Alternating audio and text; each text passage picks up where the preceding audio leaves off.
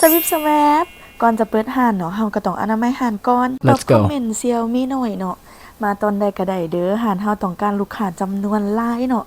เปิดตั้งแต่9 โมงเช้าจนฮอด9 โมงแลงนั่นเองเปิดทุกมื้อบ่มีมื้อปิดเด้อห่านของพวกเฮาราคาเริ่มต้นแต่ 39,000 กีบมีถ้วยน้อยถ้วยใหญ่เนาะซิกเนเจอร์ก็คือเฝอเกี๊ยวและเกี๊ยวนำไส้นั่นเองแต่ส่วนตัวแม่ค้าจะมักเกี๊ยวหม่าล่าเด้อห่านของพวกเฮาตั้งอยู่บ้านซางคูไซธานีหรือว่านาบีอาทีสำหรับใครที่ได้มาทางนี้อยู่ไก่อยู่มอมาหาแม่ค้าได้เด้อเมนูหลักๆก็คือเฝอเกี๊ยวนั่นเองตามซื้อห่านเลยเนาะ LK เฝอเกี๊ยวบรรยากาศมาให้เบิ่งเนาะแม่ค้าก็วุ่นแฮงหั่นน่ะบางคลิปก็บ่ทันได้ถ่ายเนาะ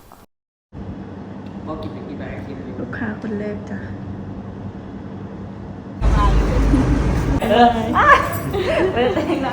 โอ้ยมาขอบใจ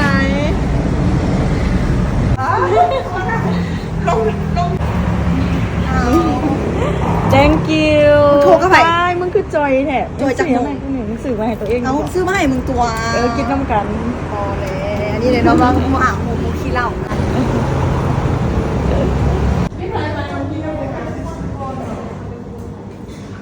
ภาพบรรยากาศเนาะแม่ค้าเก็บมาได้ซ้ำนี่แหละทุกคนเพราะว่าแม่ค้านะเป็นทุกอย่างภายในห้านจ้ะเพื่อจะมีเวลาจับกล่องนะและสุดท้ายก็ขอบใจหมดทุกคนเด้อบ่ว่าจะเป็นหมู่ครูหูจักหักแพงและบ่หูจักเนาะที่มาอุดหนุนห้านใหม่ของพวกเฮาในช่วงที่ว่าเฮาเปิดห้านใหม่นั่นเองแต่ห้านของพวกเฮาก็เปิดทุกมื้อเด้อต้อนรับทุกคนทุกมื้อจ้ะบ๊ายบาย